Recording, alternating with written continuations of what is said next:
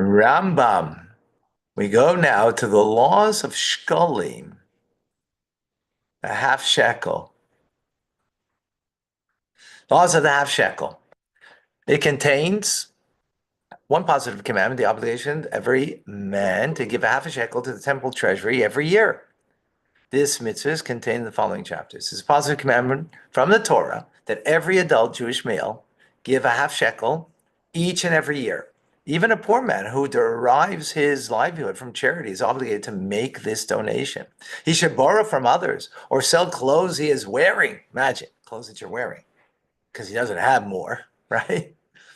Should sell that so that he can give the half shekel of silver. As it says in the verse, the rich shall not give more, nor shall the poor give less. Doesn't seem fair. Mm-hmm. You know what? That's right. Doesn't matter. It actually is very fair, because everybody should have an equal portion in the community fund. Right? This is for the platform of the Mishkan. It's for the basis. That was one. This not the every year. That was a one-time gift. That was a one-time gift, not every year. This is for the sacrifices, for the communal sacrifices. So everybody has an equal share in the communal sacrifices, right? And for other communal needs, but the basis of it is this for the sacrifices. And right? we have a Shabbat in memory of that called Shabbat. Yeah. Well, we're gonna learn. We're gonna learn. I mean, we won't learn it today, but yeah, but all of that exactly. We have. Exactly. So the rich shall not give more, nor the poor shall give less. The half shekel should not be given in several partial payments. Today a portion, tomorrow a portion. Instead, it is to be given all at once. It's also how in the desert, that's how they made the census, right? Today is election day, right? Yeah. Census day, in a sense, right? Yeah. Where everybody's vote counts. Okay, number two, the sum of the money mentioned in the Torah concerning the fines paid by a rapist, a seducer, and the slander, a slave killed by an ox, is calculated in Shekalim, a coin of equal value.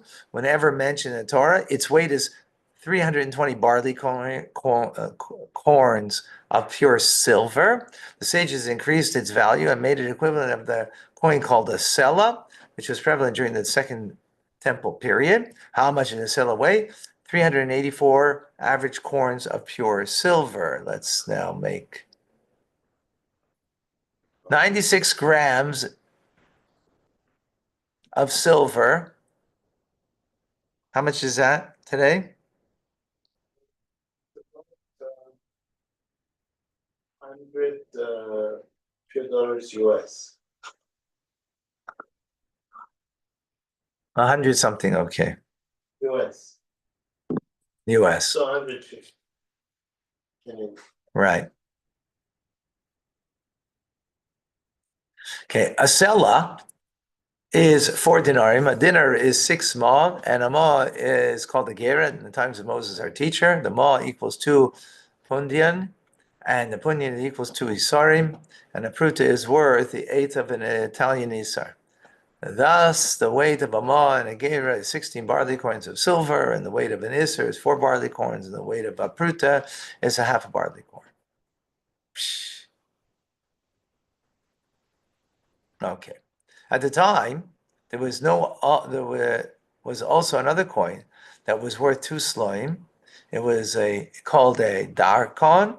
These coins and the weights are listed and explained are used universally as standard measures. We have described them so that we will not have to describe their weights at all times. Okay.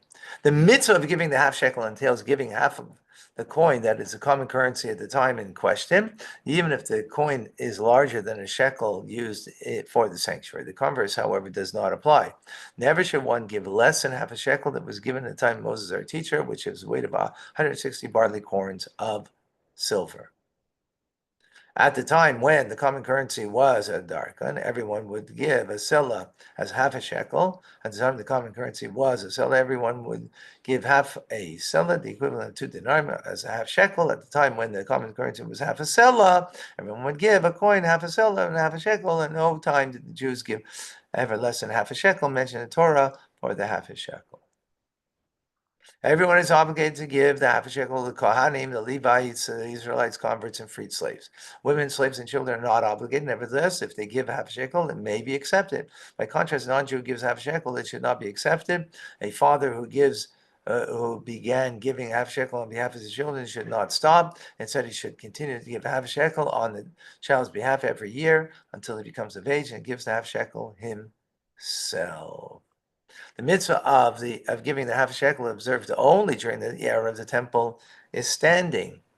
During the era of the temple is standing. The half shekel should be given both in Eretz Yisrael and in diaspora. However, when it was destroyed, even in Eretz Yisrael, it was not necessary to give. Second.